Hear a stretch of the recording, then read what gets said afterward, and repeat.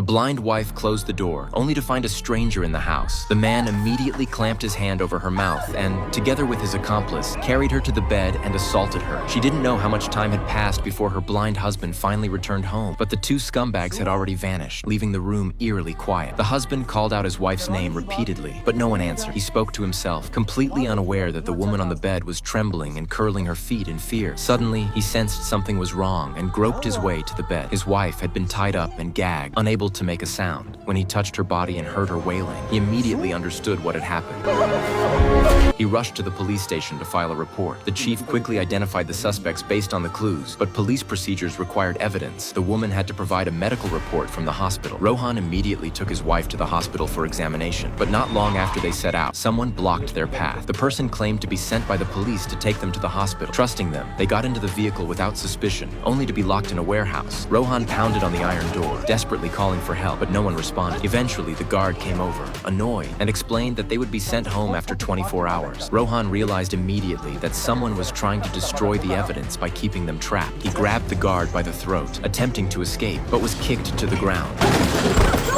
Feeling the liquid on the floor, Rohan realized the warehouse was filled with gasoline. The next morning, they were thrown into the sea. Being blind, they could do nothing but let the water soak them, and the pouring rain made escape even more difficult. When they finally reached the hospital, they were told the evidence had already been washed away. Disheartened, Rohan returned to the police station, trying desperately to explain, but the officers ignored him and even insulted his wife in response to his pleas. Enraged, Rohan argued back, but the police treated him as a joke and threw him out. He didn't know how to cope with the injustice, how to respond to the warmth his wife still offered him, or how to react to her hurt. His wife, in turn, grew even more saddened, thinking that her husband had come to resent her. Rohan was a voice actor. Though blind, he could imitate all kinds of sounds perfectly, but after this incident, he couldn't focus, and his emotions repeatedly spiraled out of control. He knew his wife was suffering even more than he was. He tried to calm himself, return home, and find ways to cheer her up. Yesterday, his attitude had been poor because he felt guilty for not protecting her, but his wife hadn't responded. Rohan groped his way to the bed, unaware that a pair of feet was hanging right behind him.